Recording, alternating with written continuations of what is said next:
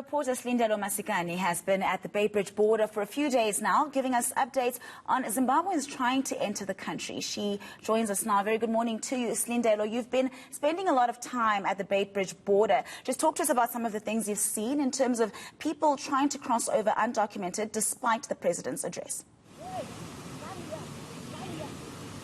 Yes, we have been here at the Beitbridge Border Post for a couple of days now, Nandi, where right after the announcement from the President on Monday announcing the closure of the 20 land posts, we saw a number of chaotic scenes prior to that, which I think really led up to what we saw in terms of that announcement on Monday, where there were chaotic scenes, a humanitarian crisis unfolding at the Beitbridge Border Post, where we saw people in long queues for numbers of days, people actually dying here at the Beitbridge Border Post. And subsequent to that, what we understood from the President's address was that these long queues at the border post were potential super spreader events. And so this led to the closures of the land borders. And what we've seen subsequent to that is that, of course, now there's been a ripple effect in terms of businesses, communities that are affected, that depend on the travel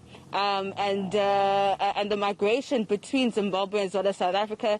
The businesses along the border saying that they're going to suffer now, they're going to die of hunger rather than the virus. Communities saying that the economic movement that is generated through these borders is going to affect them as well quite desperately. But also now what we're seeing is that just because the border has been closed at the post, it seems to have opened a back door where we are seeing an influx of illegal immigrants from Zimbabwe trying to enter South Africa. And what we saw unfolding yesterday was a massive operation from security forces on the border. We know that the army has been deployed to the Beitbridge Border Post, and as you can see behind me, this is where we were in fact yesterday as well, and you can see that we have a base that's been set up here by the army, and this is where the Zimbabwean nationals rather, who've been caught trying to cross the border, they are brought to this particular base,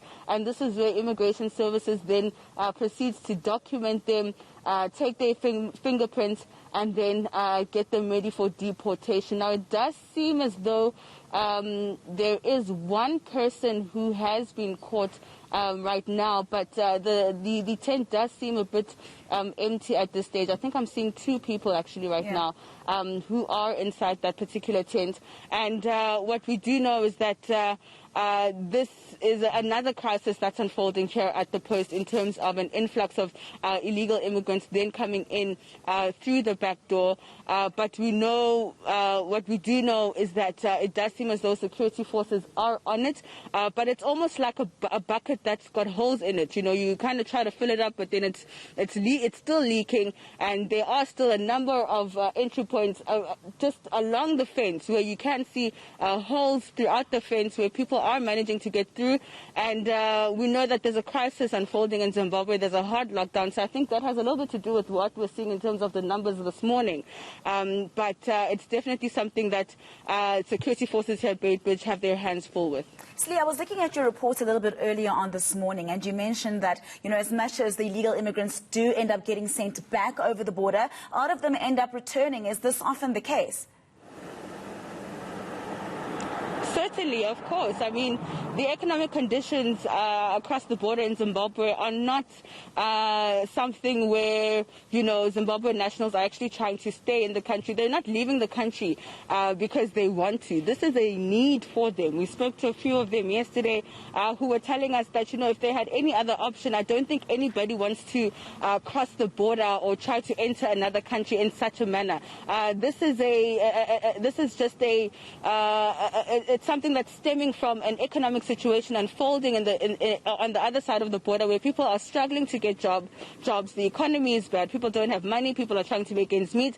People are just simply trying to feed their families. Many of those who were actually caught crossing the border yesterday, what I noticed is that many of them are women. Many of them have babies on their backs. They're crossing these borders. They're crossing the Beitbridge border illegally with their children. So I think it speaks to how desperate they are in order to just try and find find some relief for their families. And many of them actually saying that they don't want to actually stay in South Africa. They want to come in, make some money, and then hopefully return as well back to their countries. But of course, this kind of a situation is a double-edged sword. The South African government can't allow this to happen. You know, you can't just allow people to be coming in and out of our country all willy-nilly, as if we don't have borders. There's a rule of law that needs to take place. We have a virus, we have a pandemic. People need to be vetted before they enter the country to ensure that they themselves are not carrying the virus.